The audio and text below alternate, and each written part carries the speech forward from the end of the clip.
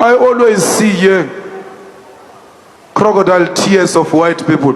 Malema wants to kill white people. What's a beautiful and amazing soul? It's Irene Jep analysis, and in today's video we're gonna examine Julius Malema's speech. And this statement, we're going to talk about the context. We are going to talk about its significance in South Africa's ongoing struggle for economic justice, and also his recent statement, which is tied to his rhetorics and why it remains relevant today, 18th of July 2025.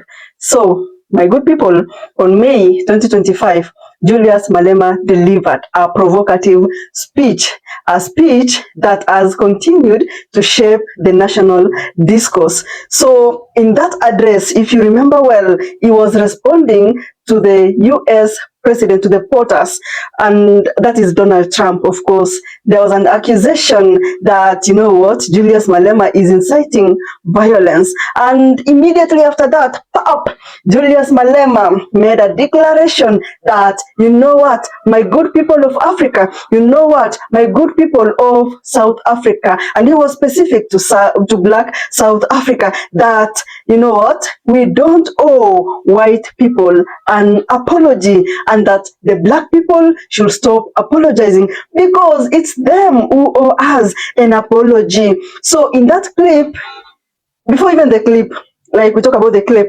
that speech, it went viral. It sparked debate in all social media platforms, even the traditional media. It was a talk of the town. That was 2 months ago, but it remains relevant today because today we add Mandela Day, a day that is meant to celebrate the unity and the service of people in South Africa. So, my good people, this debate about that particular speech, people were like, what is really happening? Because, it was kind of put to be something to talk about race, reconciliation, and accountability post-apartheid of South Africa. So today, July 18, 2025, South Africa is celebrating Mandela Day, and Nelson Mandela Day. I hope you actually know him. If you don't, he was he is a former president of South Africa who liberated South Africans. So in Malema's speech, he challenged the nation's narrative of harmony, and in that case, he reignited discussions about the systemic failures just by him talking about, we should stop apologizing to the white people. So remember, he delivered this message like 2 months ago, a very provocative one, responding to the POTUS, that is Donald Trump's accusation, and this is what Malema said. This is how he responded. Let's watch the video and then we shall continue with our analysis. Stop being sensitive. No one is going to kill you. You think we're going to kill you because you killed our people.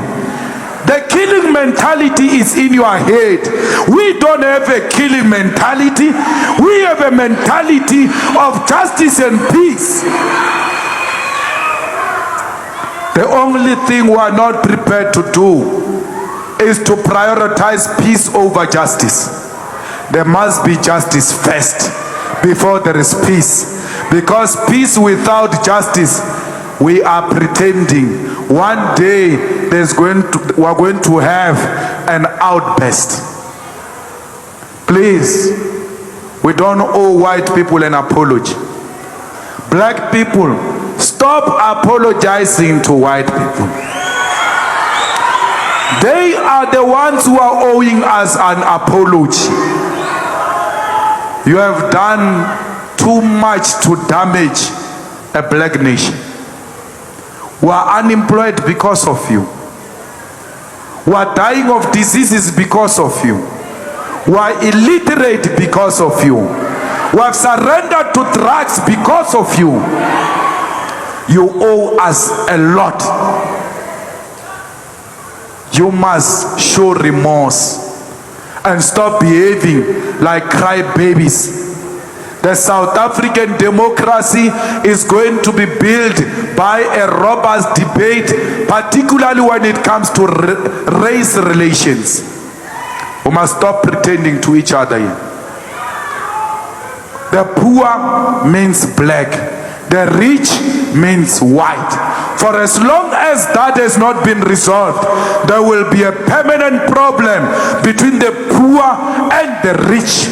After listening to this particular speech, does Julius Malema's speech honor Mandela's legacy, or does it challenges it? Kindly comment down in the comment section and kindly be respectful. So if you look at the history of South Africa, it provides a critical context. And remember, when it comes to apartheid, it was dismantled in the year 1994, and it caused a lot of mayhem, racial disparities, and it left South Africans who make up the 80% plus of the population. It left them with limited access to land and also job opportunities. As we speak today, July 18th, 2024, when it comes to unemployment among Black South Africans, around 40% of them are jobless. But when it comes to the white people in South Africa, less than 9% of them, they are jobless, less than 9%, but more than 40% of South Africans are jobless. And these 9% of the white people that are jobless, they control over 70% of commercial farm lands. So for Malema, the EFF was specifically created to advocate for radical policies. And these policies are policies like land expropriation without compensation. The Black South Africans just own their land back without paying the owners, because it belonged to them originally before they came in, pretended to be settlers, pretended to be missionaries. So this particular statement of him that Africans, Black people, you don't have to apologize to the whites, it gives an upper hand in his message of, we should actually stop the apologies, because, this comes in as a form of rejection of conciliatory politics. So his speech, as much as it's two months old, it remains to be a catalyst for debate, and his call for Black South Africa to stop apologizing. It challenges the nation. It confronts its unresolved inequalities in South Africa. Thank you so much if you watched this video up to this particular point. I appreciate your presence, and I love you to the moon and back. Thank you.